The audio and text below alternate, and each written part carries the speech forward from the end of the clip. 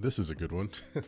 Hazy Growlers asked, where does all the food you cook go? Do you sell it outside of your pop-ups? To answer your question, I just had my first pop-up in almost a year.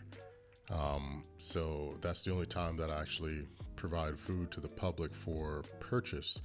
The food that you guys see me make on social media or in commercials or ads or something typically goes to the crew. If me and my team are personally creating content for my site or my channel or pages or for the book, they eat it.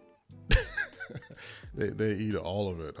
We just did a cook for Easter, which was a standing rib roast. There's some seafood with it. There was literally nothing left.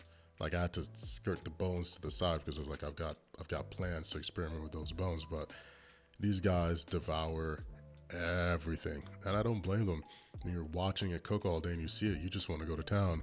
If there happens to ever be anything left, we usually portion stuff off and we run it to the local post office, because shout out to those guys for shipping an obscene amount of our packages out to you guys that order. Thank you for the support, and if you haven't already, make sure you head over to phyllisbarbecueco.com and snag yourself a trilogy rub pack. But in regards to the food that you see me make, we're not making like pop-up level volumes here.